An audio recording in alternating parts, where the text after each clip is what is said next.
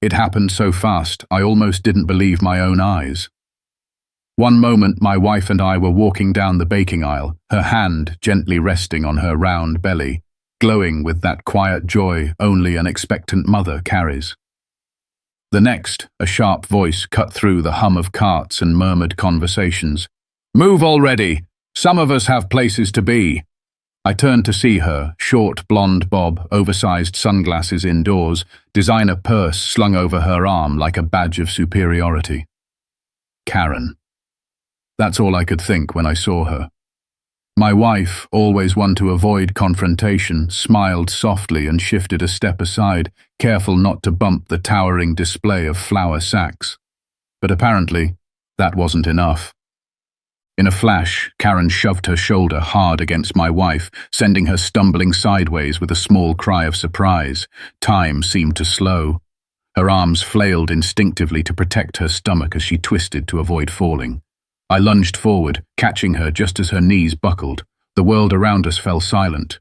An elderly woman nearby gasped. A store clerk dropped the box he was shelving. For a split second, I forgot how to breathe. My wife's wide eyes met mine, her lip trembling.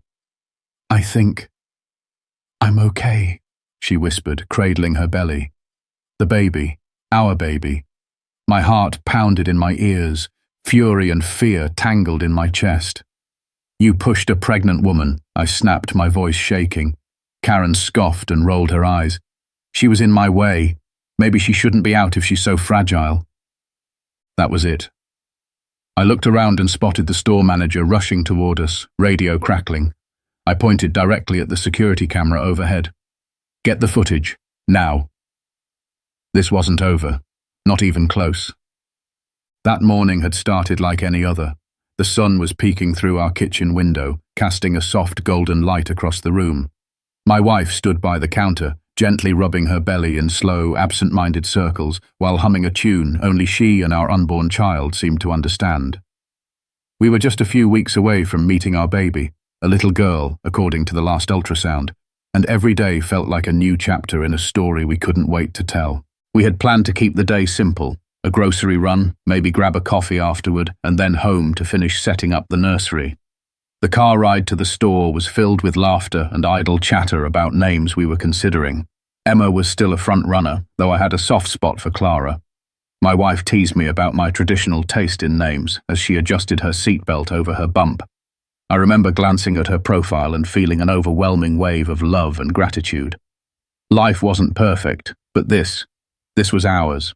The parking lot was busier than usual, but we didn't mind. Holding her hand, I helped her out of the car, and we walked slowly into the store. Every now and then, strangers would smile warmly at her, noticing the unmistakable sign of new life beneath her loose sweater. She'd return their smiles with her signature gentle grace.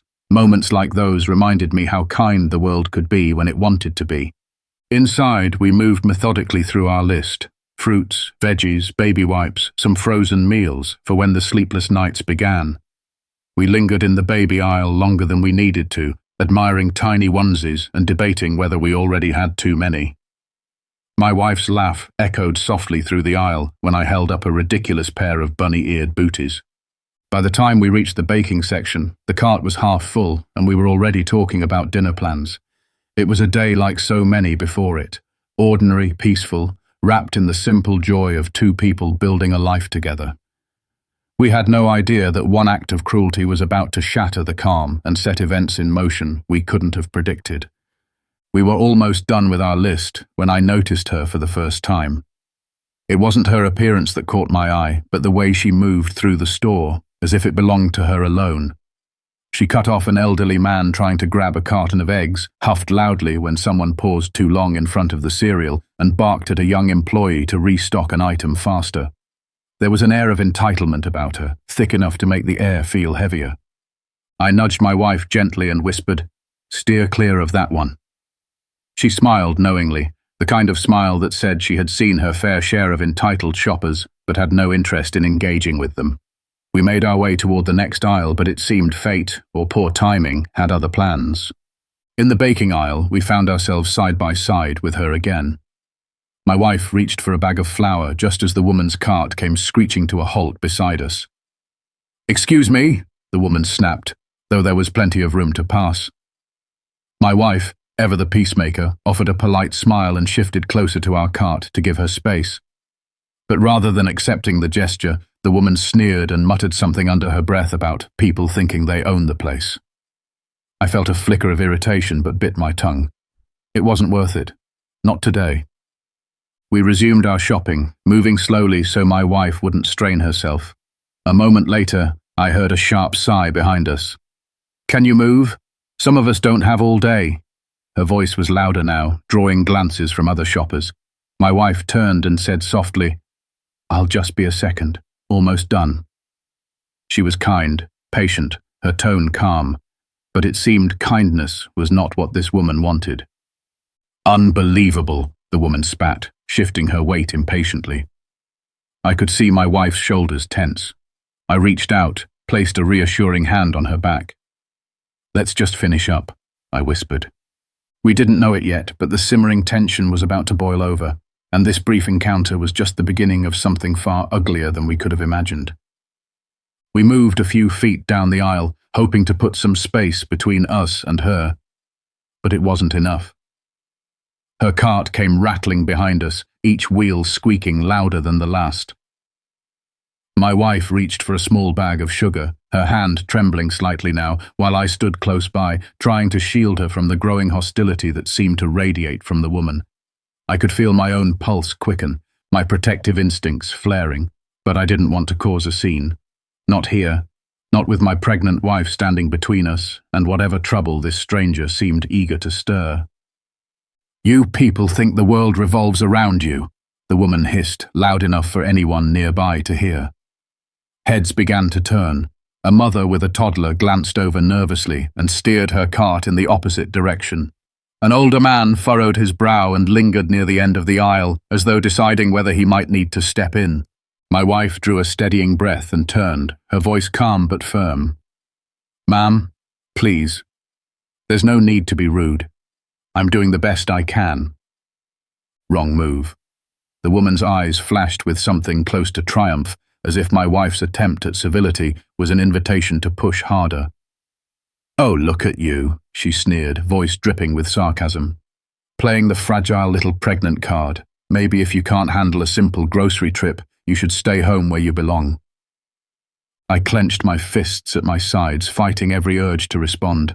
My wife shook her head, her cheeks flushed with emotion. "I don't want any trouble, just a little respect." "Respect?" The woman laughed bitterly, the sound sharp and grating. "From people like you? Dream on." The words hung in the air, charged and toxic. My wife tried to step away, but the aisle was narrow and crowded now. The woman seemed to feed on the tension, edging closer, her cart nearly clipping my wife's hip. I moved instinctively between them, holding my hand out. "That's enough," I said, voice steady but low. "Back off." She glared at me, but it wasn't fear I saw in her eyes. It was entitlement, pure and unshakable. And then, with a sudden lurch, she shoved her cart hard toward us. My wife staggered to the side, barely catching herself on a nearby shelf.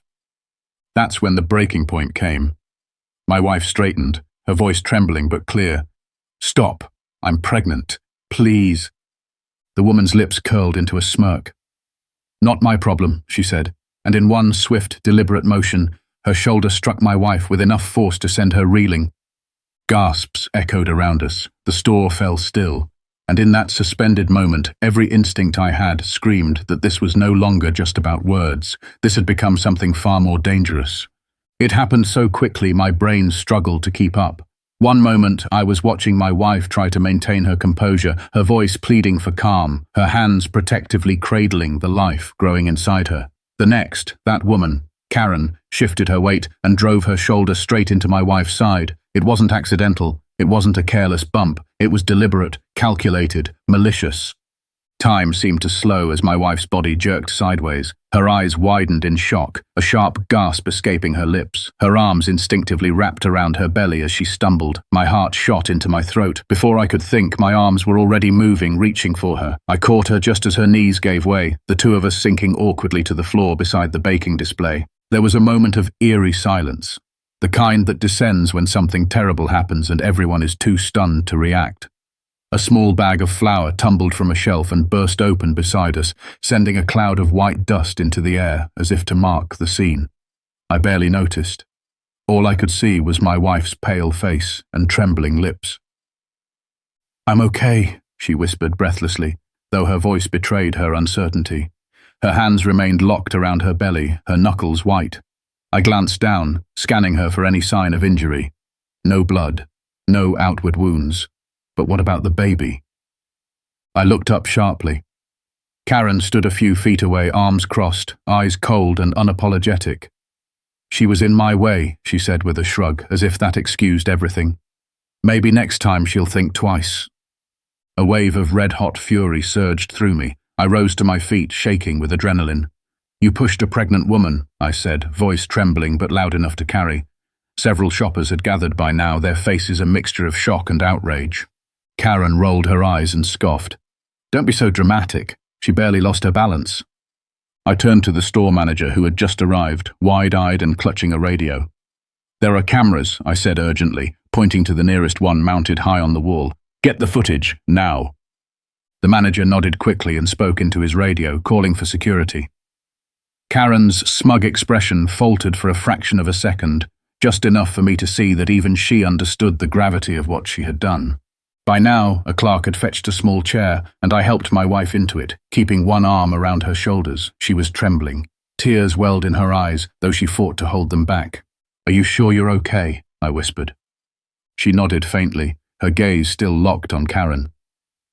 "I think so, but the baby, I just need to make sure." I gripped her hand tightly, my voice steady. "We will. And she's not getting away with this."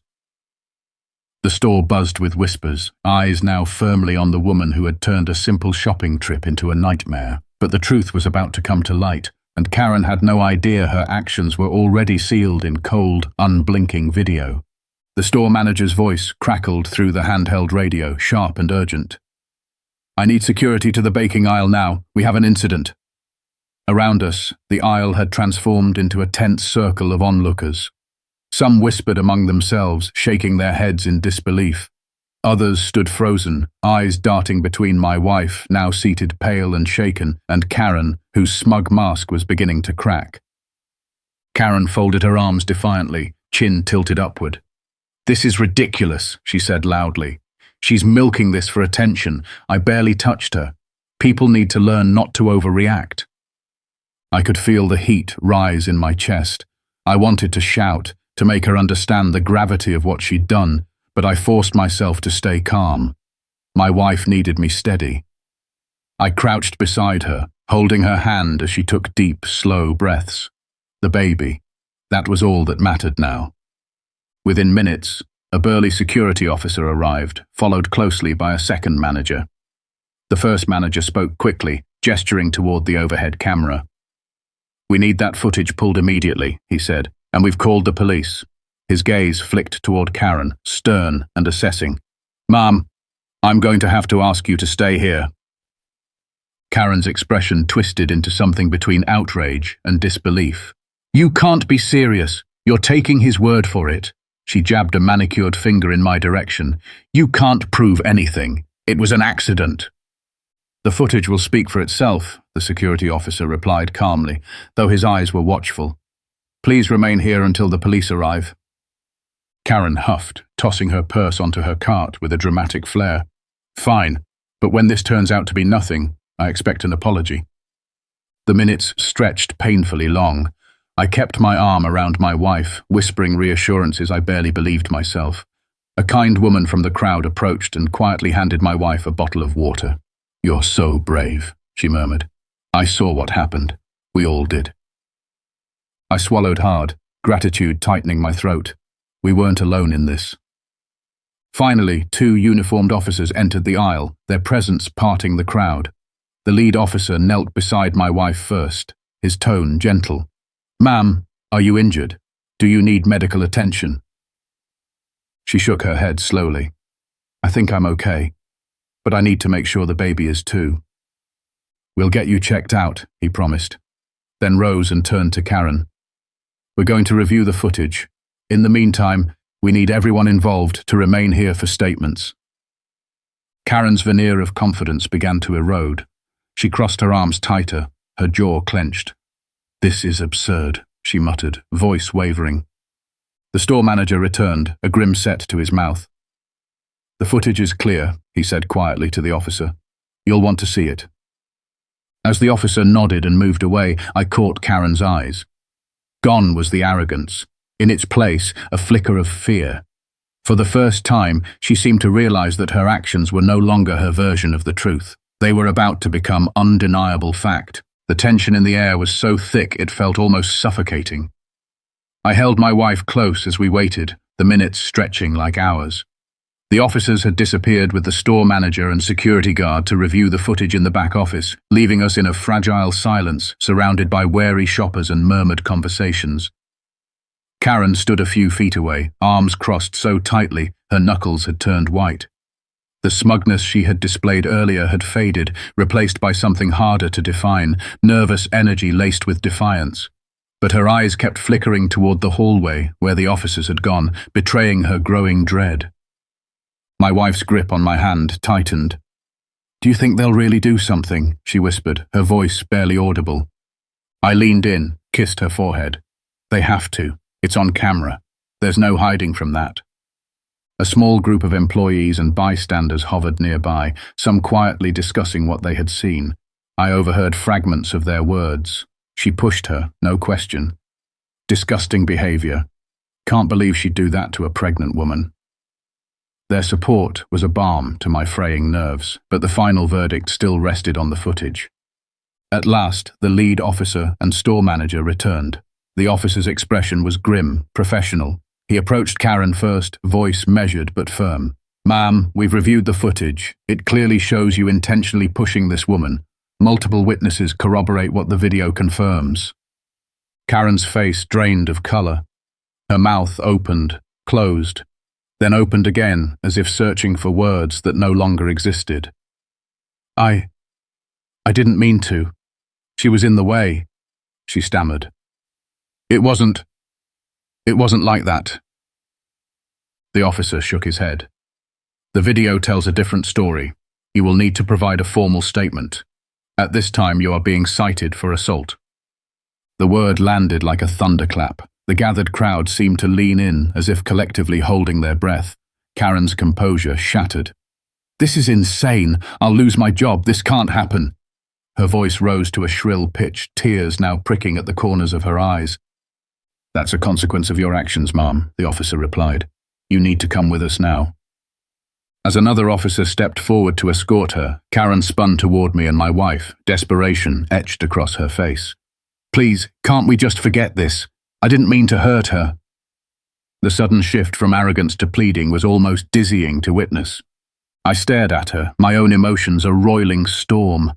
I thought of my wife, her trembling hands, the terror that had crossed her face when she'd stumbled backward. I thought of our unborn child and what could have happened. "You made your choice," I said quietly. "Now live with it." Karen's protests faded as the officers led her away, her voice echoing faintly down the corridor. Around us, the atmosphere shifted. Shoppers offered nods of sympathy and support, some stepping forward to offer their statements to the officers who remained. The store manager approached us next, his tone sincere. "We are so sorry this happened. Please, let us help in any way we can. We'll cover any medical expenses if needed. Your well-being, and your baby's, comes first." I thanked him, emotion tightening my throat. My wife leaned against me, tears finally spilling down her cheeks. Not from fear anymore, but from sheer relief. As we prepared to leave, escorted gently by an officer, I glanced once more at the empty aisle where it had all unfolded. Justice had been served. The truth had spoken through silent video and undeniable fact. And Karen's world, built on entitlement and cruelty, had finally begun to crumble. News of what had happened spread faster than I ever could have imagined. By the time we got home from the hospital that evening, grateful beyond words to learn that both my wife and our baby were unharmed, my phone was buzzing non-stop. Messages from friends, co-workers, even acquaintances I hadn't spoken to in years flooded in, all asking if it was true. One message included a blurry cell phone recording someone had captured as the officers escorted Karen out of the store in handcuffs, her face a mask of disbelief and panic. The video had already made its way onto local social media groups, sparking a wildfire of public outrage. It didn't take long for the internet to do what it does best. Within hours, Karen's identity was uncovered. Her full name, place of employment, and even her public social media profiles were circulating. As it turned out, she wasn't just any shopper. She was a mid-level executive at a well-known regional company, one that prided itself on community values and family-first messaging. The irony wasn't lost on anyone. By the next morning, her employer had been bombarded with emails, phone calls, and comments demanding accountability. I watched in stunned silence as a carefully worded corporate statement appeared on their official social media pages. They acknowledged the incident, expressed deep concern, and assured the public that an internal review was underway. But the comments beneath the post left no doubt where public sentiment stood. "Review," one person wrote. "We've all seen the footage. There's nothing to review." Another simply said, "Actions have consequences." Later that afternoon, the final blow came. The company issued a second statement. Karen was no longer employed there. The wording was tactful but clear. She had been fired. I sat beside my wife as we read it together, a complicated mix of emotions swirling between us. Relief, vindication, a lingering sadness that any of it had needed to happen in the first place. For days, the story remained a hot topic online. Local news stations picked it up, interviewing witnesses and reminding viewers of the importance of respect and accountability. Support poured in from strangers who reached out to wish my wife well and share their own stories of public harassment and bullying. It was heartening to see such unity, even if born from something so ugly. Karen, meanwhile, disappeared from public view. Her social media accounts vanished. Rumors swirled that she was struggling to deal with the fallout, her once comfortable life now unraveling. I didn't celebrate her downfall, but neither did I pity her. Choices have weight. She had made hers. As for us, we chose to focus on healing, on preparing to welcome our child into a world that, despite its dark corners, still held so much good. And as the days passed, I found solace in knowing that justice, however imperfect, had been done. Sometimes, the truth really does find its way to the surface, and when it does, it changes everything. The aftermath settled over us in strange waves. One moment we were back to preparing the nursery, folding tiny clothes with shaking hands. The next, another headline or message would remind us that the ripples of what had happened were still spreading. Karen's firing became official public knowledge within a day, but the impact on her career reached even further. It wasn't just a lost job, it was a public reckoning. People remembered her. Parents whose children attended the private school where she'd previously served on the board spoke up. Former colleagues posted thinly veiled comments about her attitude behind closed doors.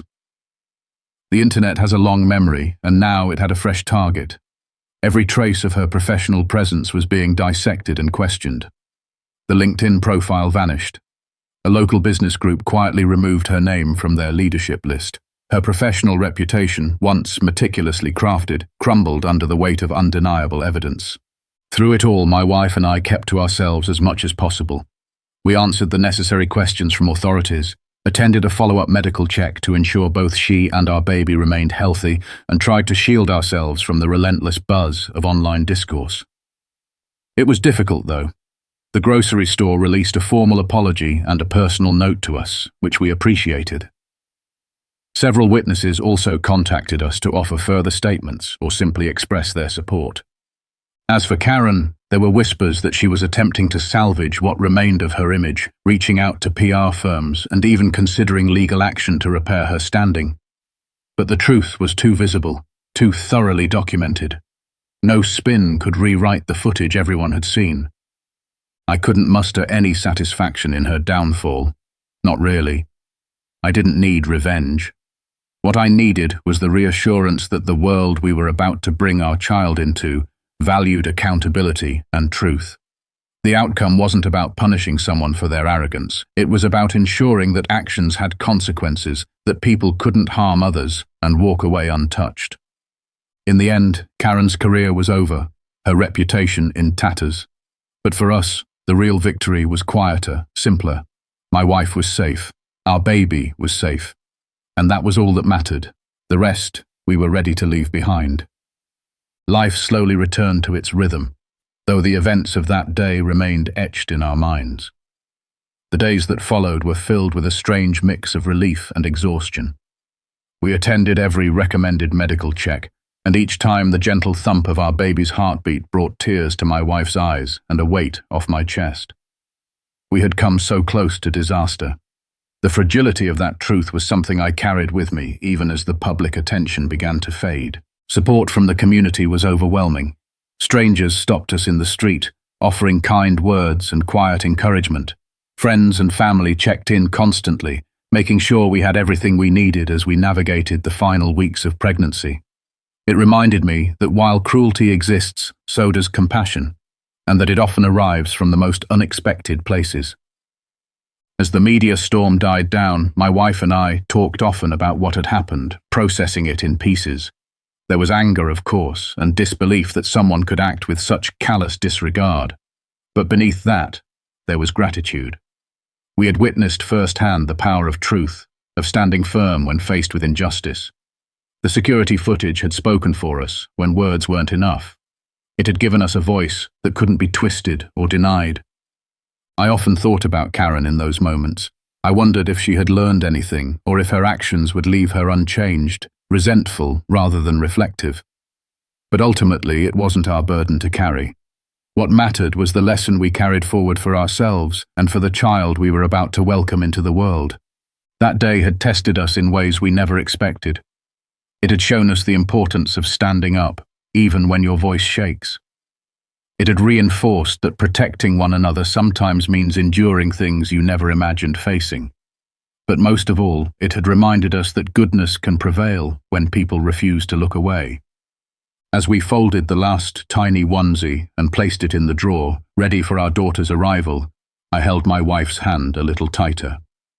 We had faced the worst and come through stronger. And now, as a new chapter waited just around the corner, we were ready to begin it, with hearts full of hope and a deeper understanding of the world we would soon be teaching our child about.